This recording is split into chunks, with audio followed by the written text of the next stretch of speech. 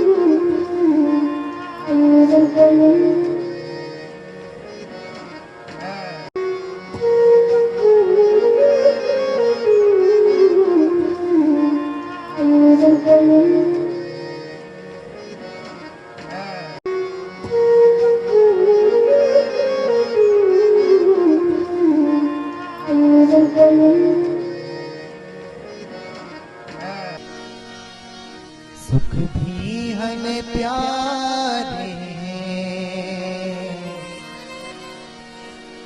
दुख भी हमें प्यारे हैं। छोड़ू मैं किसे भगवन, दोनों ही तुम्हारे हैं। सुख भी हमें प्यारे हैं, दुख भी हमें प्यारे हैं। छोड़ू मैं किसे भगवन, दोनों ही तुम्हारे हैं। छोड़ू मैं किसे भगवन, दोनों ही तुम्हारे हैं। सुख भी हमें प्यारे हैं, दुख भी हमें प्यारे हैं।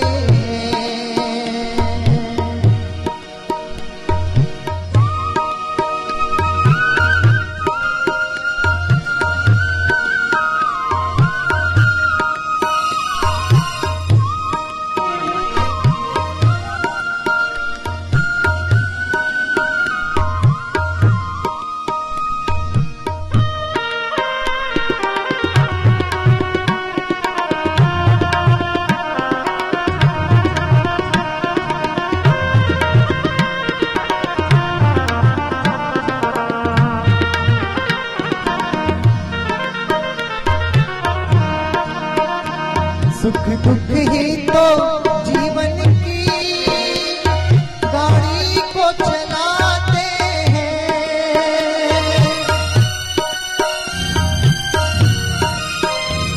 सुख दुख ही तो जीवन की गाड़ी को चलाते हैं। सुख दुख ही तो हम सबको इंसान बनाते हैं, इंसान बनाते हैं।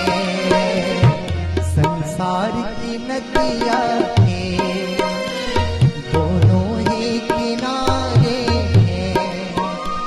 छोड़ू मैं किसे भगवन, दोनों ही तुम्हारे हैं। सुख भी हमें प्यारे हैं, दुख भी हमें प्यारे हैं।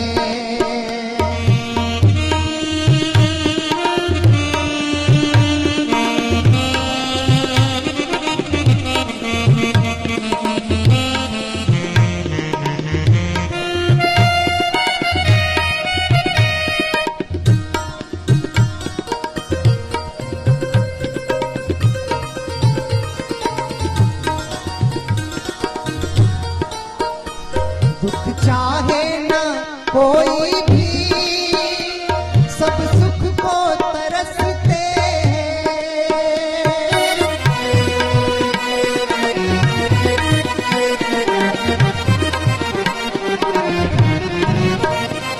दुख चाहे न कोई भी, सब सुख को तरसते हैं।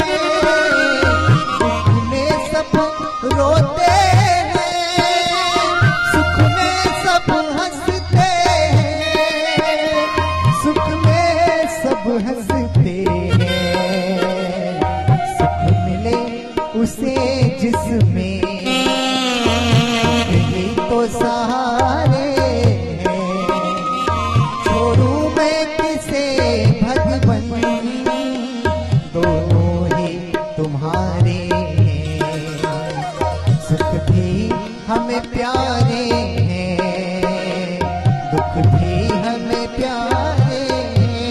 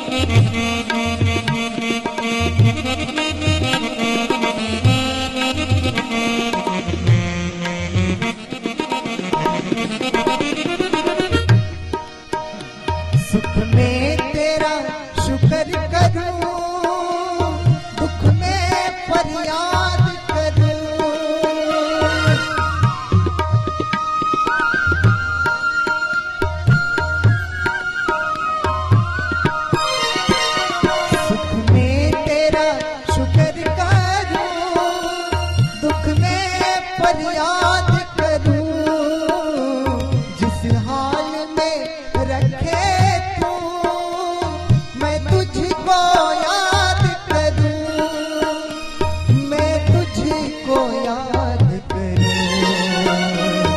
यादों में वियोगी ने ये गीत सवारे हैं, छोड़ूं मैं किसे भगवन, दोनों ही तुम्हारे हैं। सुख भी हमें प्यारे हैं, दुख भी हमें प्यारे हैं, छोड़ूं मैं किसे भगवन, दोनों ही तुम्हारे हैं। छोड़ूं मैं किसे भगवन, दोनों ही तुम्हारे हैं। सुख भी हमें प्यारे हैं, दुख भी हमें प्यारे हैं, दुख भी हमें प्यारे हैं, दुख भी हमें प्यारे हैं।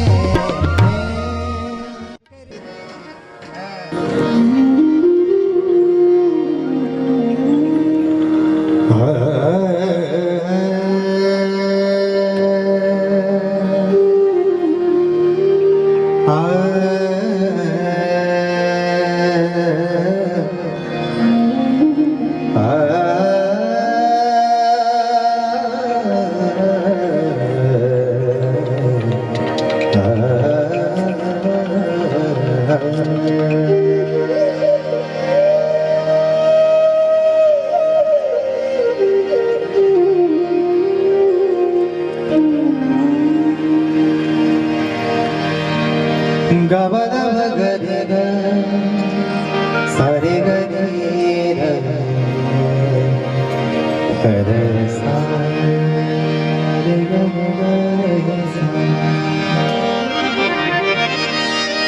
भगवान की एक भजन से तेरे बगैर संवरिया जिया नहीं जाए, तू आके बाँह पकड़ ले तो कोई बात बने। तेरे बगैर संवरिया जिया नहीं जाए, तुम आके बाँह पकड़ लो तो कोई बात बने। तेरे बगैर संवरिया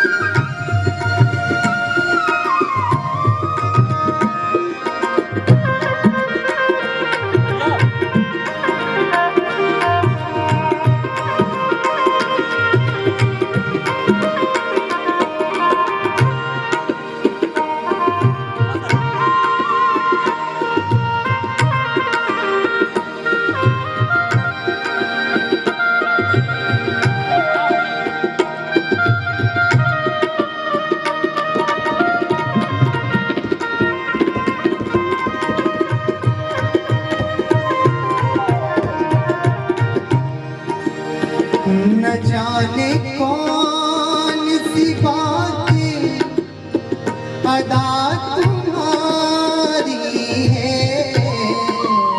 न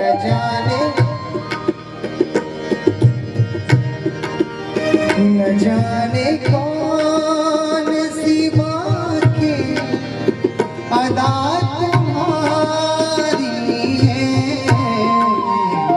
हजारों लाख मिटे हैं ये ऐसी प्यारी है, कभी हमें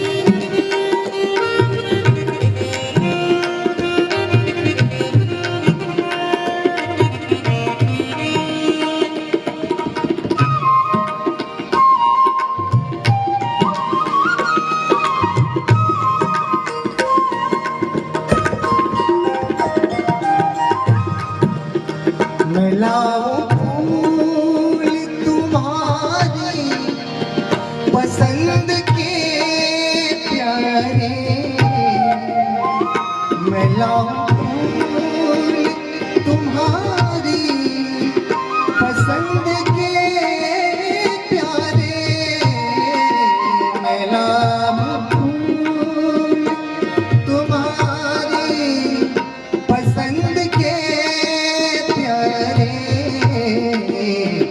बनाऊं फूल के गजरे तुम्हें चढ़ाने को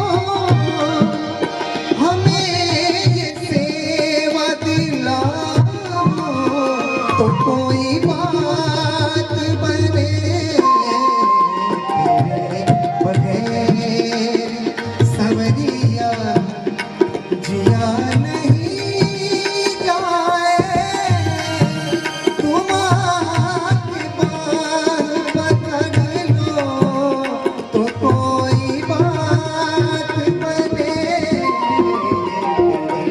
बगैर सवरिया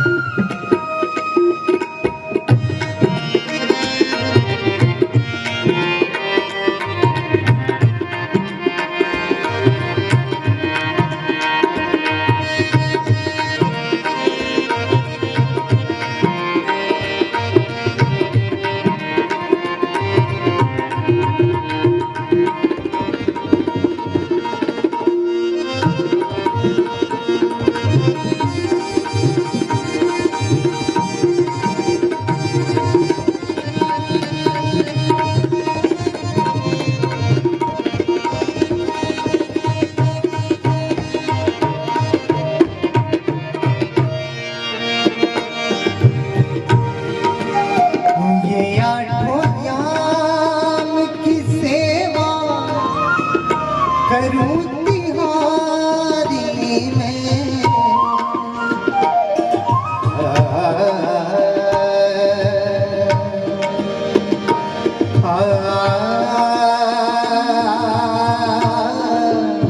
हरि गरि ग ब ग ब र सा ध प ध सा रे ग ग ग रे ग सा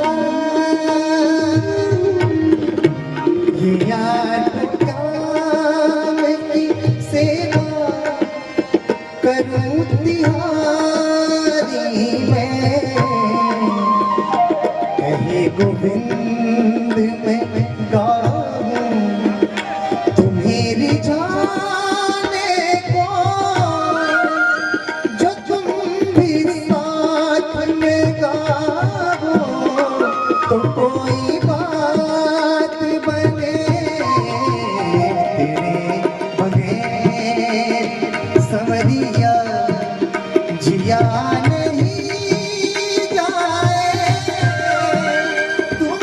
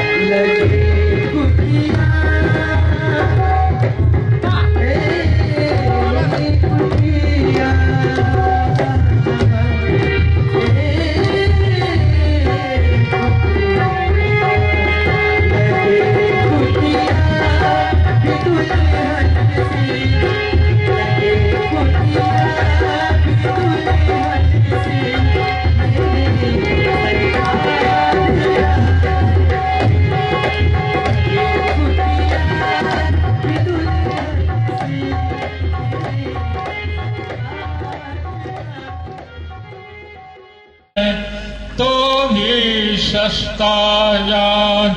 बोलिए श्री सद्गुरुदेव भगवान की जय। ओम पार्थाय परिदोषता भगवता नारायण स्वयं व्यासेन गच्छा पुराण मुनिना मुद्दे महाभारतम अद्वैता अमृतवर्षि भगवती मष्टादशाध्यायिनी मम्बम संधामी भगवद्गीते भवदेश्वरी नमो वस्ते व्यास विशाल बुद्धे फुल्लारविंद यत पत्र नेत्र मेन त्वया भारत तल्प प्रज्वालितो ज्ञानमय प्रदीप प्रपन्न पारिजाताय तत्वरूपाणे ज्ञान मुद्राय कृष्णाय गीता मृद्दे नमः। वसुदेवं सुतं देवं कंसचारूढमर्दनं देवकी परमानंदम कृष्णं वंदे जगद्गुरुं। भीष्मदोषटा जगज्जला गांधार नीलोत्पला शल्यग्रावती कृपेण वाणी कर्णेन बेलाकुला अश्वत्थामा विकर्ण घोर मकरा दुर्योधना वर्तने सोत्रीणा खलु पांडव हृदय केवट केशव पराशर वच सरोज ममलम गीतार्धोटकं नानाख्यान केसरं हरिकथा संबोधना बोधितम लोके सज्जन खट्पदारहारा पेप्यमान मुदा भूयात् भारत पंकज कलिम प्रध्वंसी न शेषे मूकं करोति वाचालं पंगुलं हैते गिरिं यत्कृपात् तमहं वन्दे परमानंद माधवम्। बोलिए श्री सद्गुरुदेव भगवान की। आज का क्षण संत का क्षण और अन्न का कण बाया डंबर में उसको बर्बाद नहीं करना। संत क्या होते हैं? ये भदवा गांव है, लेकिन शास्त्र में ऐसा आया है कि गोमती सागर संगम। ये भदवा माने भद्र के दुकूल में स्थित परम भागवत गुरु महाराज के अनमोल रत्न श्रीमन नारायण स्वरूप नारद जी भगवान पधारे हैं। देवर्षि नारद, इनके सामने वह परम भागवत हनुमान जी का मंदिर है। वहां से आपका वंदन अभिनंदन करते हैं। मंगल मुहूर्त भगवान उसमें आएंगे। मंगल मुहूर्त मारुत नंदन सकल अमंगल मूल निकंदन पवन तनय संतन हितकारी हृदय विराजक अवध बिहारी मात पिता गुरु गणपत सारक शिवा समेत शंभु सुख नारद चरण बंद दिन मोह सब काहू देहु राम पद ने निभाऊ बंदव राम लखन वैदेही जय तुलसी के परम स्नेही। वहाँ ये देवर्षि नारद जी महाराज, इनका यह रूप देख रहे हैं, यह इनका रूप नहीं है। मैं शास्त्रों में पढ़ता था नारद को, आज प्रत्यक्ष आपके सामने इस स्थूल रूप में विराजमान है। नारद का अर्थ होता है नाभि से जो आवाज निकले उसको नारद कहते हैं। नारद गुरु महाराज हमसे कहे कुंभ में कि मुझसे ज्यादा तुम्हारे नारद को प्रणाम करने वाले सृष्टि में हैं। मैं तो धन्य हो गया। एकदा नारदो योगी परानुग्रह कंक्षया पर्यटन विधान लोको मृत लोको उपागत। दूसरे का कल्याण करने के लिए संत मानव कल्याण करें। गंगा स्नान करेंगे आप मुक्त हो जाएंगे, लेकिन इनके चरण में स्नान करेंगे तो बहुत कुछ मिल जाएगा। गुरु ने मोहि देनी अमृत नाम जड़ी, ये तो जड़ी मोहि प्यारी लागे अमृत रस से भरी काटे कटत नहीं जारे जरत नहीं निस्दिन रहत हरि। कहें कबीर ये 5 तत्व 20 तत्व 25 तत्व इससे परे भगवान का स्वरूप है। मैं 3 दशक की यात्रा पूरा करके आपके चरण में 4थे दशक में प्रवेश कर रहा हूं। यह अनन्य स्वरूप जो है भगवान का, देवर्षि नारद भगवान का, ये नगरी भदवा गांव नहीं, भदवा नगरी मैंने इसे कहा कि इसको नगरी लिख दीजिएगा, क्योंकि ये गोमती सागर संगम, गर्ग संहिता गोमती सागर संगम पर बसी के दुकुल में बसी है।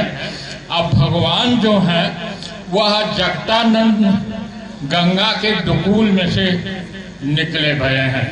गंगा तरंग रमणीय जटा कलापम गौरी निरंतर विभूषित वाम भागम नारायण प्रियं मनंदपहारम वाराणसी पुरपतिम भज विश्वनाथम।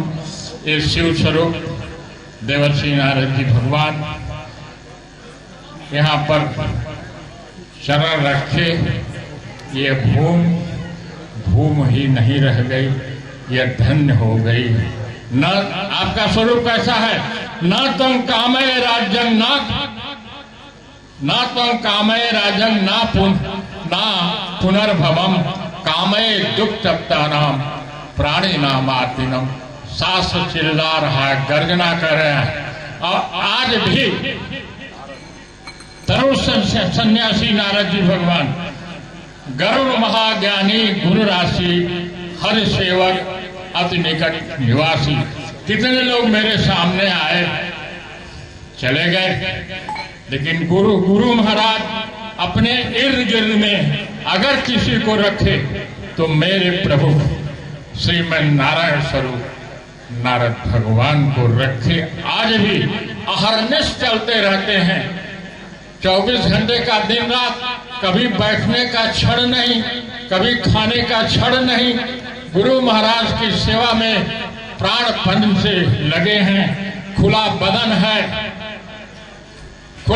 है, गैरिक वस्त्र धारण करते हैं। वेदांत के अप्रतिम शब्द है, ये बोलने से नहीं अनुभव करने से आता है कि भगवान नारद क्या नाद रन से जो निकली आवाज है, भगवान गुरु महाराज बताए कि तेरा नारद कैसा है, तो नाद रन से जो निकलने वाली आवाज है वही नारद भगवान है। संतों का हित करने के लिए ही आपका अवतरण हुआ है। तो हम क्या कह सकते हैं, क्या दे सकते हैं? मेरे पास तो कुछ अच्छा ठीक है। हरिओम यत्र योगेश्वर कृष्ण यत्र पार्थो धनुर्धरा तत्र सेव्योर्भूतिर्ध्रुवा नीतिर्मतिर्ममः अनन्या चिन्तन्तो मां ये जना परिपास्ते तेषां युक्तानां योगक्षेमवहाम्यहम्। तेरा है तुमको अर्पण, मेरा क्या लागे। ओम नमः पार्वती पते हर हर महादेव। ओम सत्यम शिवम सुंदरम। आश्रम से आ रहे हैं कुंभ मेला और कई जगह, हर जगह गुरु महाराज को, राजस्थान में एक संत थे वहाँ भी भेजते थे बराबर। और बहुत दिनों से आप लोग यहाँ आने के लिए कह रहे थे, आज वह संजोग बन गया। बड़े भाग्य मानुष तन पावा सुर दुर्लभ सदग्रंथ निगावा। यह मानव तन बड़े भाग्य से मिला है, देव दुर्लभ है। किंतु हमारे महापुरुषों का कथन है, गीता में भगवान कृष्ण ने बताया कि अनित्यम अशुखम लोकम मिमम प्राप्य भजस्व माम। यह मानव तन बड़े भाग्य से मिला है, देव दुर्लभ है किंतु नश्वर है। आज हम सही सलामत दिख रहे हैं। जहां इस शरीर से श्वास निकला कि लोग एक पल भी घर में रखना पसंद नहीं करते। जिस घर को हमने बहुत ही अथक परिश्रम करके बनाया, सब कुछ संग्रह किया, किंतु एक समय ऐसा आता है कि लोग कहते हैं जल्दी बाहर करें नहीं भूत बन जाएंगे। इसलिए महापुरुषों ने एक एक श्वास को मणि का संज्ञा दिया कि तेरी हीरा जैसी श्वासा बातों में बीती जाए। एक एक श्वास को हम अहरनिश उसको खाली न जाने दें, ये हमारे महापुरुषों का कथन है। एक बहुत बड़े गांव के संभ्रांत व्यक्ति थे, जैसा कि होता है कोई व्यक्ति होता है जिसे गांव के लोग जानते हैं, जनपद जानता है, प्रांत जानता है। उसी तरह से एक संभ्रांत व्यक्ति थे। जब उनको जैसा कि विधि का विधान है, जाने का जब समय आया तो एक कतार में सब लोग खड़े हो गए। बोले कोई अंतिम इच्छा हो तो बताएं। सबकी तरफ उन्होंने निगाह उठा करके देखा और बोले कि जो कुछ हमने अथक परिश्रम किया, धन संपत्ति वैभव अर्जित करके तुम लोगों का पालन पोषण किया, थोड़ा सा श्वास खरीद के लाओ और जिससे हम तुम लोगों के बीच और कुछ समय तक रह सके। तो सबने एक स्वर में कहा कि ये संभव नहीं है, इसलिए तेरी हीरा जैसी श्वासा बातों में बीती जाए। तो जितने भी हमारे शास्त्र हैं, महापुरुष जन हैं, सबका एक ही उद्घोष है, एक ही आदेश है कि बड़े भाग्य मानुष तन पावा, सुर दुर्लभ सद ग्रंथ निगावा, साधन धाम मोक्ष कर द्वारा, पाई न जे परलोक सवारा। इस मानव तन की सार्थकता ही इसी में है कि हम जिसके लिए मानव तन मिला है उस पथ पर हम चलने का प्रयत्न करें। ऐसा न हो कि अंत में बैठकर खाट में पछताना पड़े। वह कर्म पहले से ही त्यागने के लिए हमारे मनीषियों ने, महापुरुषों ने हमें समय समय पर सतर्क करते चले आ रहे हैं। गीता में भगवान कृष्ण, जो पूज्य गुरुदेव भगवान द्वारा कृत यथार्थ गीता, श्रीमद् भगवद गीता भाष्य यथार्थ गीता, यूं तो गीता पर बहुत सारी टीकाएं लिखी जा चुकी हैं और सबका आशय अपने अपने हिसाब से सब लोग बताए हैं, किंतु पूज्य गुरुदेव भगवान कृत यथार्थ गीता, जिसका अर्थ होता है कि यथा अर्थ, उस समय उन महापुरुष के मनोगत भाव क्या थे और उसका सही आशय यथार्थ गीता में दर्शाया गया है। धर्म क्या है, कर्म क्या है, वर्ण क्या है, जिसमें समाज फंसा हुआ है, उन सभी प्रश्नों का स्पष्ट निराकरण यथार्थ गीता में है। यथार्थ गीता के आशय को जन जन तक पहुंचा दिया जाए तो हमारे पूज्य गुरुदेव भगवान का कहना है कि जो आपस में लोग वैमनस्य, ईर्षा, भेदभाव, आतंकवाद, इसका समूल यह समाप्त हो जाएगा। क्योंकि जब सबके अंदर यह भावना आ जाएगी कि गीता बताती है कि ममई वंशो जीवलोके जीवभूत सनातन, ये मनुष्य मेरा विशुद्ध सनातन अंश है, यह भावना लोगों के अंदर आ जाए तो स्वतः सब समाप्त हो जाएगा कि मानव एक इकाई है, ईश्वर की संतान है। गीता में भगवान कृष्ण ने बताया कि ईश्वर सर्वभूतानां हृदय देशे अर्जुन तिष्ठति, ब्राह्म्यांश सर्वभूतानि यंत्रारूढ़ानि माया। वह ईश्वर संपूर्ण भूतादित प्राणियों के शरीर में वास करता है। जब इतना समीप है, इतना नजदीक है, तो क्यों नहीं दिखाई दे देता।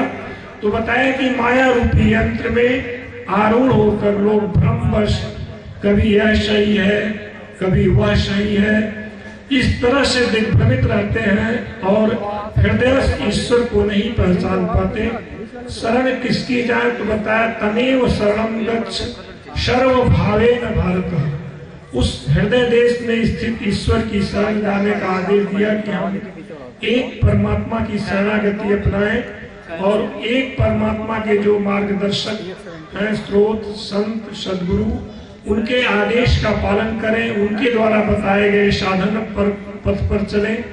और बस भगवान कृष्ण ने बताया कि अर्जुन बस इतना ही गोपनीय से भी अति गोपनीय ज्ञान मैंने तेरे प्रति कहा, इसी विधि के अनुसार विचार कर, फिर जैसा करना चाहता वैसा कर, किंतु सत्य यही है, शोध की स्थली यही है और एकमात्र प्राप्ति की भी स्थली यही है। और आगे बताया कि अर्जुन मन मना भव मद भक्तो, तू मेरे में ही अनन्य मन वाला हो, मेरे प्रति श्रद्धा से पूर्ण हो, मेरे को ही नमन कर, ऐसा करने से मुझे ही प्राप्त होगा।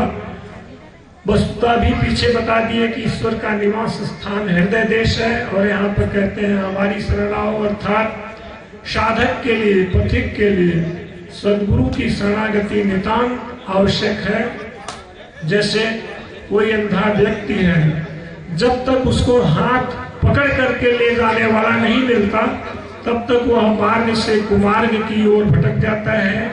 ठीक इसी तरह से इस आवागमन के बंधन से मुक्त होने के लिए, भवसागर से पार जाने के लिए हमें किसी ऐसे तत्वदर्शी महापुरुष सद्गुरु की आवश्यकता होती है जो स्वयं अपना कल्याण कर चुके हैं, कल्याण स्वरूप में स्थित हैं। वे ही दूसरों के मार्गदर्शक बन सकते हैं। इसलिए भगवान कृष्ण ने गीता में बताया कि ब्रह्मणो ही प्रतिष्ठा हम अमृतस्या वैस्य च शाश्वतस्य च धर्मस्य सुखस्य कांतिकस्य च। उस अविनाशी ब्रह्म, शाश्वत धर्म, अखंड एक रस आनंद और अमृत का आश्रय मैं हूँ, अर्थात परमात्मा सद्गुरु इन सब के आश्रय हैं। उनकी शरण में जाने का आदेश दिया कि हम ऐसे महापुरुष की शरणागत। इसलिए एक बार भगवान शंकर से माँ पार्वती ने पूछा कि भगवान कौन सा ऐसा शुभम मार्ग है जो अज्ञानी जड़ जीव इस भगवत पद की दूरी को आसानी से सुगमता के साथ तय कर ले। तो भगवान शंकर ने बताया कि माँ पार्वती तूने बहुत ही जीव हित कल्याणकारी प्रश्न किया। तो उन्होंने भगवान शंकर ने बताया कि एक ही मार्ग है, एक ही तत्व है, वह है गुरु तत्व। और उसका माध्यम उपाय बताया कि हम ऐसे संत सद्गुरु हमें मिल गए हैं तो हमें उनकी सेवा करनी चाहिए। सेवा दो तरह से होती है, जो उपाय हम धन संपत्ति वैभव अर्जित करके उनकी सेवा करते हैं, और दूसरी सेवा है आंतरिक सेवा, जो मन कर्म वचन से धूप दीप नैवेद्य अर्पित करके वह मानसिक पूजा करते हैं, वह अधिक सूक्ष्म और अधिक फलदायी है।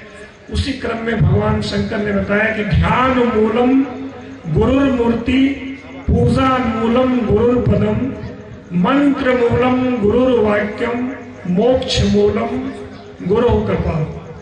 ध्यान के लिए गुरु महाराज की मूर्ति सबसे श्रेष्ठ बताई गई है। जैसा कि ध्यान का विधान है, जिस तरह का व्यक्ति होता है उसके बारे में हम सोचते हैं, स्मरण करते हैं, उस तरह की भावना हमारे अंदर आ जाती है। जैसे अंधकार है तो अंधकार, प्रकाश के बारे में सोचते हैं तो प्रकाश, उसी तरह से अच्छा व्यक्ति बुरा व्यक्ति, उस तरह की भावनाएं हमारे अंदर आ जाती है। इसलिए हमें ध्यान करना है ऐसे ज्वलंत महापुरुष का, सद्गुरु का, जो स्वयं अपना कल्याण कर चुके हैं, उस कल्याण स्वरूप में स्थित हैं।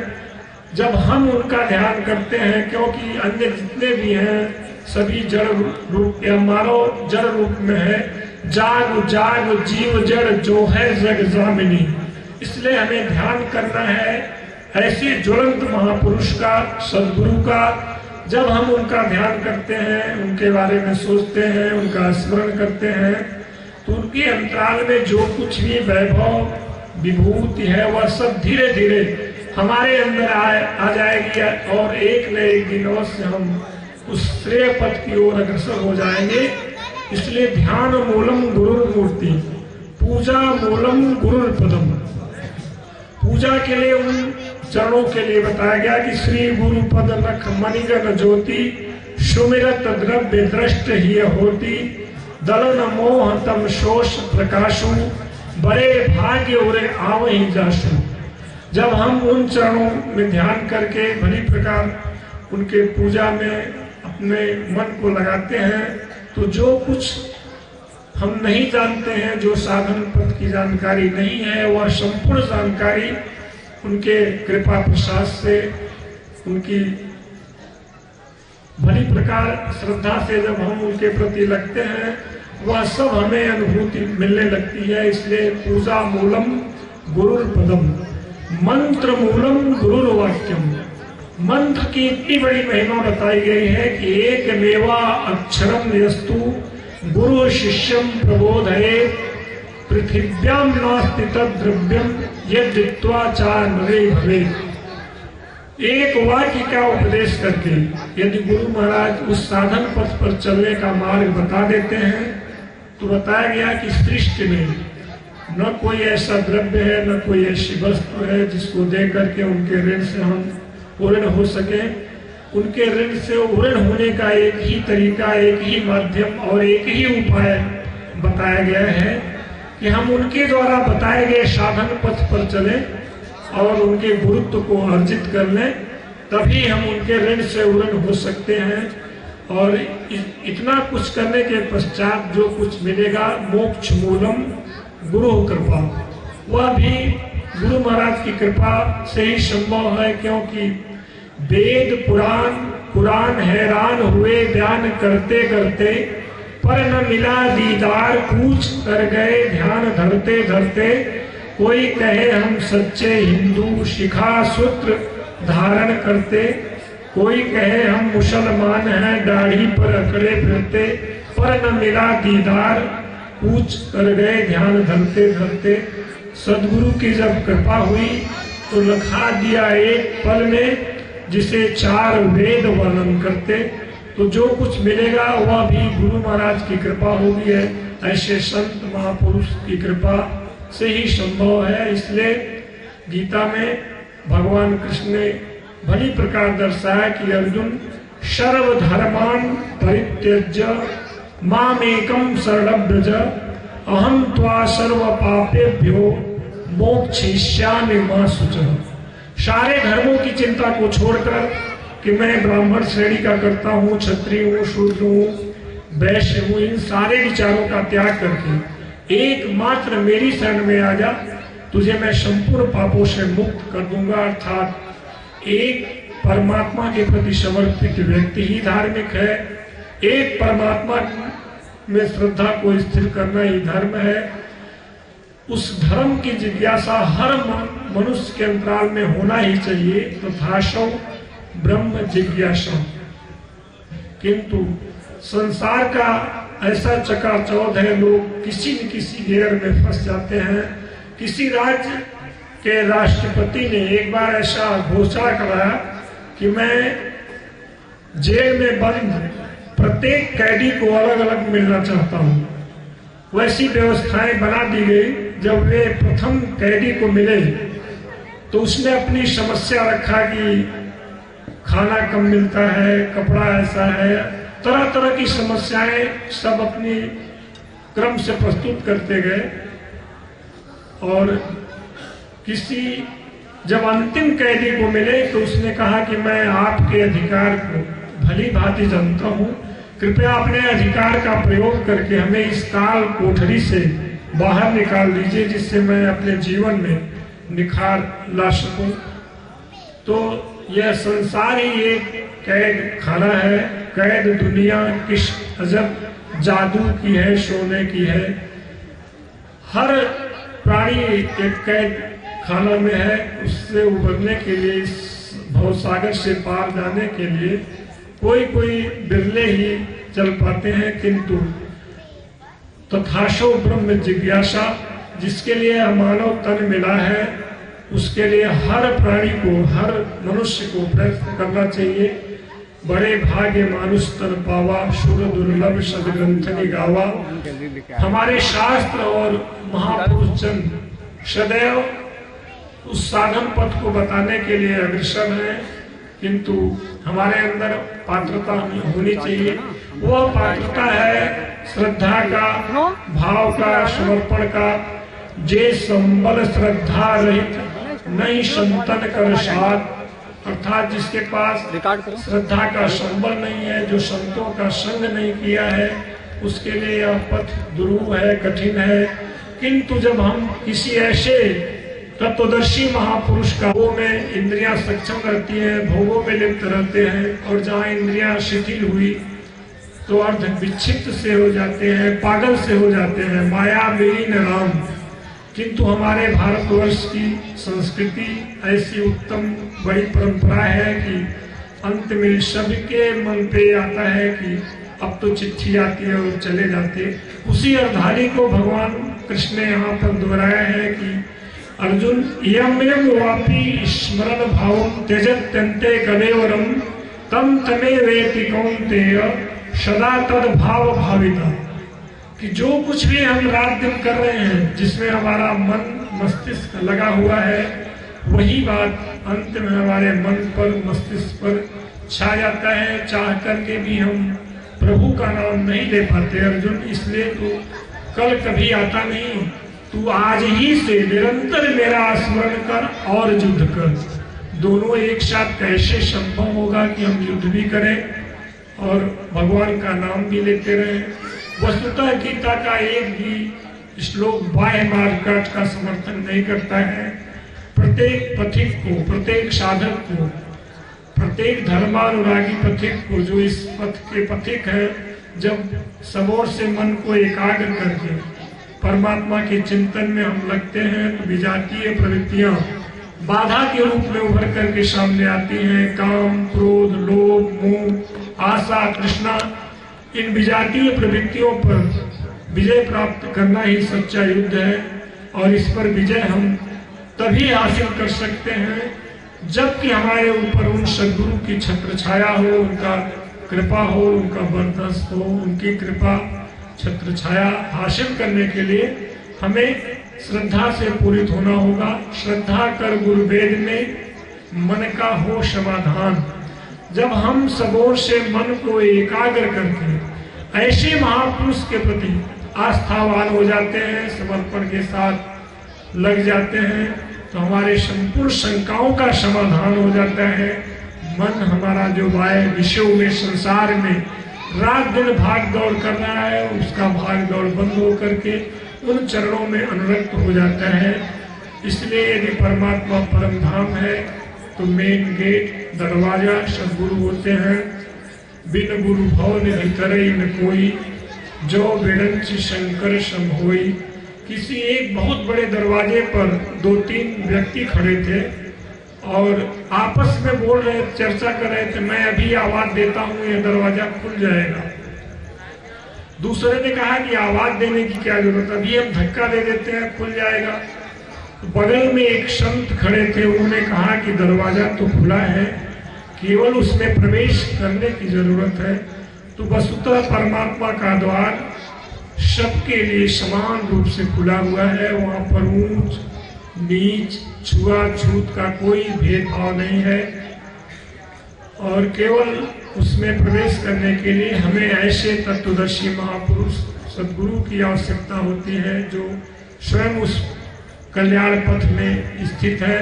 उनके द्वारा साधन पथ को समझे और उस पर चले। इसलिए भजन एक अनिवार्य विषय है, आवश्यक है। जैसे पानी है, उसे हम लाख भला बुरा कुछ भी कहें, गाली दें, किंतु अंत में उसकी शरण जाना होता है। जल ही जीवन है। उसी तरह से ईश्वर चिंतन, ईश्वर भजन एक अनिवार्य है। प्राय लोग सुख सुविधा में जीवन व्यतीत करने वालों लोगों के मन में तर्क आता है कि हम क्यों भजन करें, क्यों शरीर को कष्ट दें, हमें तो सारी सुख सुविधाएं उपलब्ध है, क्या आवश्यकता है। किंतु पानी की तरह भजन एक नितांत आवश्यक विषय है। सबको उठते बैठते, सोते जागते, स्त्री पुरुष सबको समान रूप से भजन का अधिकार है। भगवान कृष्ण ने गीता में बताया है कि अपि चेषु दुराचारो भजते माम अनन्य भाग। चाहे अत्यंत दुराचारी ही क्यों न हो, यदि मेरे सिवाय अन्य दूसरे को न भजता हुआ निरंतर मुझे भजता है, तो वह साधु ही मानने योग्य है। उसके हो जाने में कोई संदेह नहीं है, क्योंकि वह दृढ़ निश्चय से लगा है। अतः भजन का, भक्ति का अधिकार मानव मात्र के लिए है, चाहे वह किसी कुल को सुशोभित किया हो, कहीं भी उसका जन्म हुआ हो। इससे लाभ क्या बताया? क्षिप्रम भवति धर्मात्मा, वह शीघ्र ही धर्मात्मा हो जाता है। परम धर्म परमात्मा से संयुक्त हुआ अंतःकरण वाला हो जाता है, सदा रहने वाली शाश्वत शांति को प्राप्त कर लेता है। इसलिए ईश्वर पथ में बीच का कभी नाश नहीं होता। कोई 2 कदम भी यदि उस पथ पर चल दिया तो वह उत्तरोत्तर उन्नति की हुई ओर अग्रसर होता है। इसलिए सबको भजन में समय देना ही चाहिए। इसलिए साधु नाम दर्शनम पुण्यम तीर्थ भूता ही साधव, काले फलंत तीर्थानि सद्य साधु समागम। संतों का दर्शन परम पुनीत पावन होता है। जहाँ पर हमारे भूतकाल के संत जन, जहाँ उनका जन्म हुआ, जहाँ वे तपस्या किए और जहाँ महापरिनिर्वाण को प्राप्त हुए, वह स्थली आज तीर्थ के रूप में है। वहां जाने से पुण्य पुरुषार्थ बढ़ता है। किंतु सद्य साधु समागम, जो ऐसे ज्वलंत महापुरुष हैं, सद्गुरु हैं, उनका दर्शन, शरण, सानिध्य हमें तत्काल फल देने वाला होता है। इसलिए सबको चाहिए कि हम बड़े बुजुर्ग जन जिस मार्ग से चले उसका अनुशीलन करते हुए, हम सद्गृहस्थ आश्रम में रहते हुए हम अपने कल्याण के लिए भी 2-10 मिनट समय अवश्य दें। क्योंकि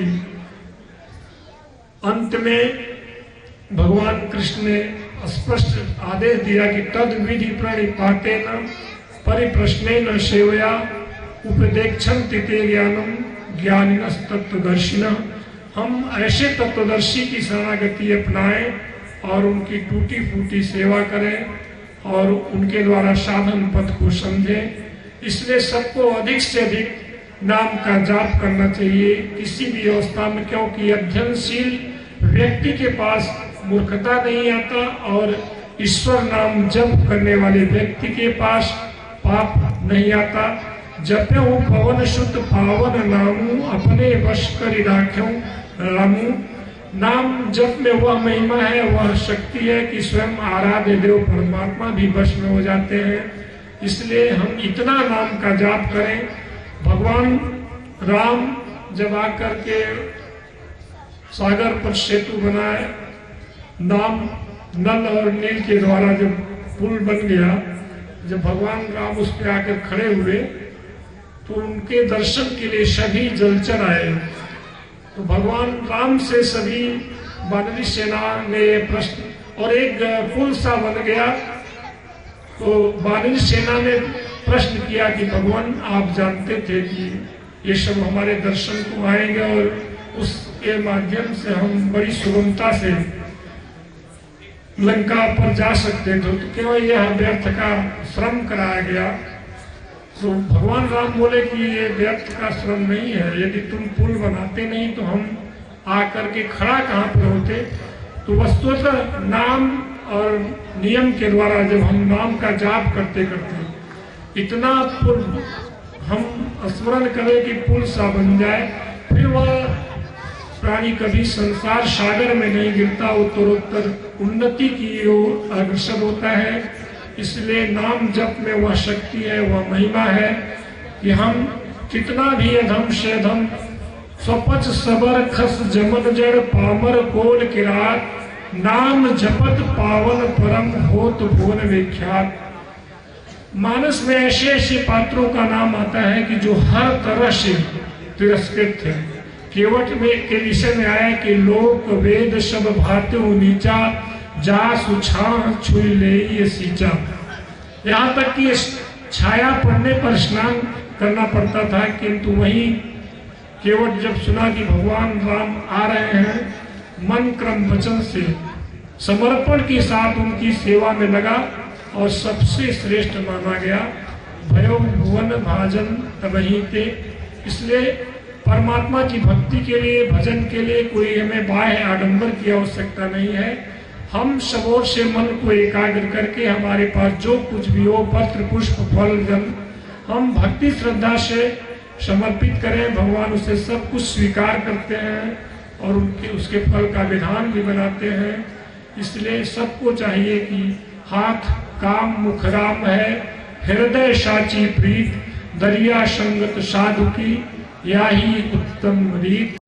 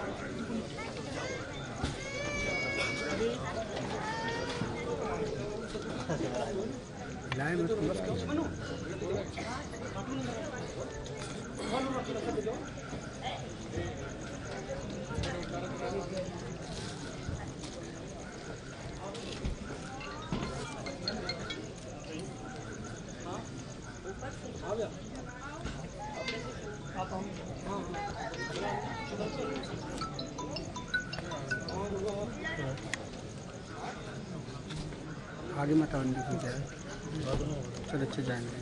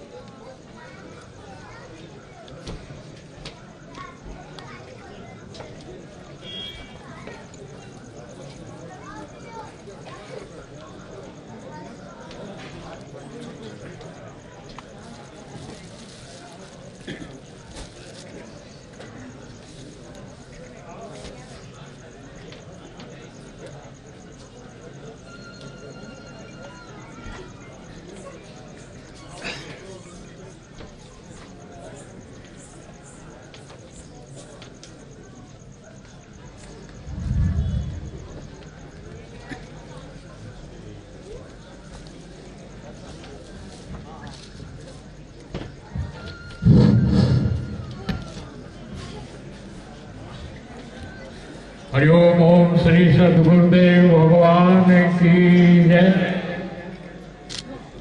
जो भाई बंधु माता बहन प्रणाम करना चाहते हैं नजदीक से आकर के, वह भगवान को दंडवत प्रणाम कर लें। यह शुभ घड़ी है, ये क्षण फिर बार बार मिलता नहीं है। बोलिए वृंदावन बिहारी लाल की जय। जिनको प्रणाम करना हो वहां से प्रणाम कर लें, नीचे से।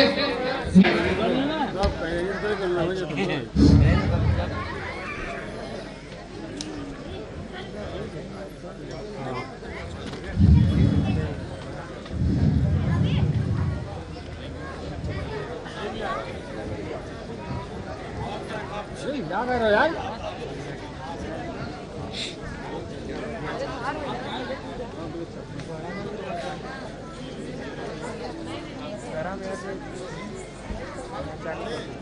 हेलो कर दियो।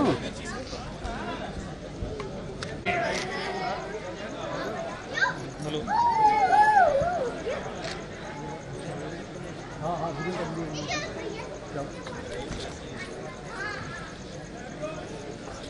भंडारे में अक्षय शक्ति है, महाराज पधारे हैं तो उसमें अक्षय शक्ति है। उस प्रसाद को आप लोग अवश्य ग्रहण की।